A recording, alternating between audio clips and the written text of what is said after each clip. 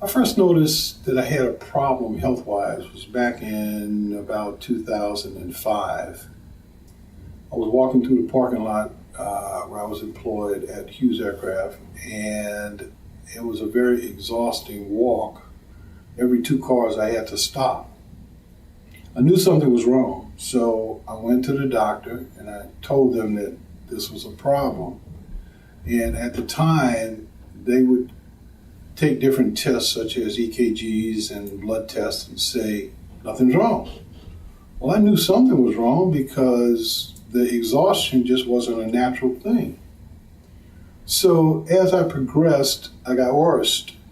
And then around that time period, they also diagnosed me with diabetes as well. I drove from Compton all the way to Linwood, where St. Francis is. And when I got there, the physician that was on duty could not believe that I was still talking, because after they took their test, they saw that the ejection fraction rate was only 13% and could not see how I would still be conscious. Several weeks later, they found out that I had 2 blocked arteries. So they set me up for the bypass, because they actually had to take the heart out of my chest, because I had 2 arteries behind the heart that was clogged up as well. My heart was 3 times bigger than a normal heart. So I was in worse condition than I'd ever imagined after being told that. So I stayed in the hospital a few days, and then I went into rehab and I started coming back, but there was still a problem in the blood flowing back into the heart. When I started coming here, I was a little skeptical because I couldn't imagine how the EECP was going to help me. Well, after I had gone through the first trials of the 35, I started feeling better. And then I went into my second phase, and when they eventually did some tests here, like the echo, and they did some other testing, it showed where my heart started shrinking down to almost a normal size, but not quite. Also in the testing, it was showing where I had some new arteries growing around my heart, which was just fantastic. I didn't even believe that could happen. I did hear it in the nutrition part, where Sara talks and tells you as you're laying on the table and gives you each one of her sections of nutrition and what could possibly happen going through the testing. Then I started finding out that my ejection fraction rate was going up. And I was so thrilled with that, I just couldn't imagine that all of this was happening to me, and it was becoming more and more successful. So I have truly enjoyed this, and I've been coming since 2008, and now it's 2013. I've had the experience of being in the hospital and not getting the kind of treatment there that I get here. So this is something that I think a lot of folks need to look into, especially African Americans, because we have the propensity to have high blood pressure. We have the propensity to have heart issues, strokes, and it's based on our diet. I know, because I come from New Orleans, where all the rich foods were born. If you're young, it's not so much going to affect you, but as you get up in age, all of that is going to be collected in your body and eventually end up like I did.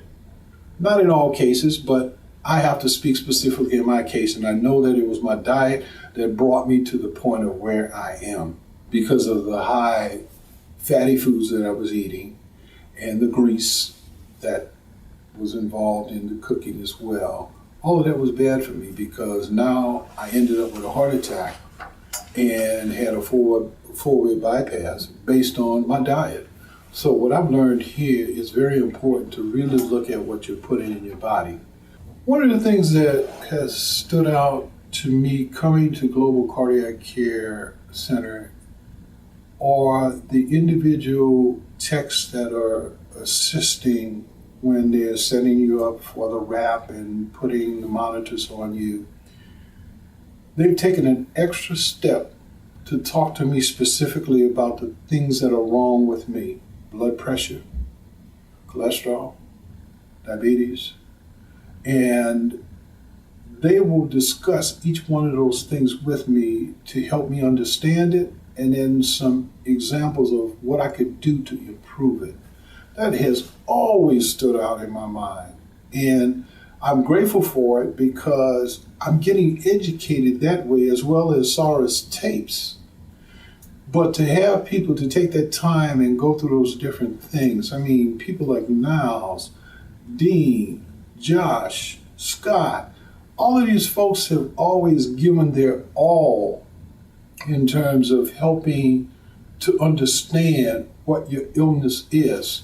You don't get that from the doctor. The doctor will ask you, well, where are you hurting? Okay, here are your pills. Oh, you're hurting so bad? We're going to do an operation. Here, it's dealing with the symptoms. And yet, when I say dealing with the symptoms, that's basically what the doctors do, but they deal with the symptoms in the cause, where the doctor doesn't really care about the cause. And when I'm here, they know what the symptoms are, and then they go straight to the cause, and they say, okay, here are some examples of what we can do to improve that. I believe that if my father, a couple of my uncles would have known about this place, they would be alive today. I believe that Global Cardiac Care Center has saved my life, period. I wish I would have known about Global Cardiac Care Center before I went into the full-way bypass, because I believe that I could have not had such an invasive treatment, the operation, the surgery.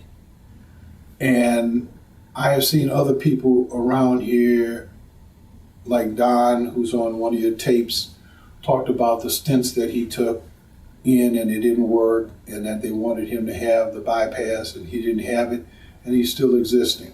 And I've had the pleasure of meeting him while I was waiting for one of my treatments, and we talked for a minute or so. And I do believe that this place has saved my life and has continued to help me improve. Well, while I was here, the one thing that impressed me about Global Cardiac Care Center was the compassion.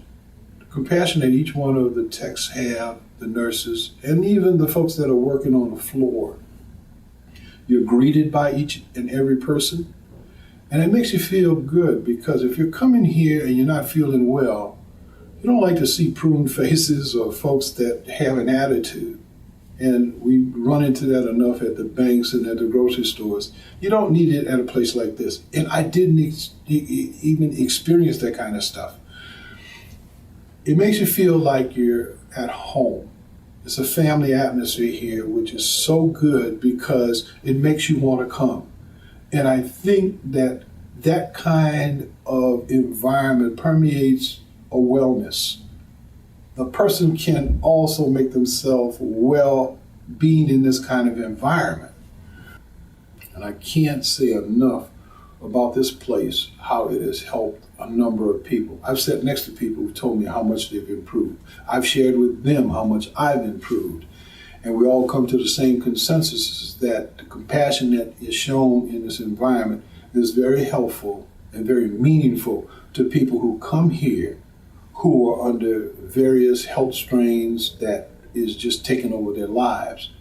You come here, it's almost like coming to Disneyland. I'll just be honest with you. I enjoy it and I really appreciate it. So Sara, thank you so much.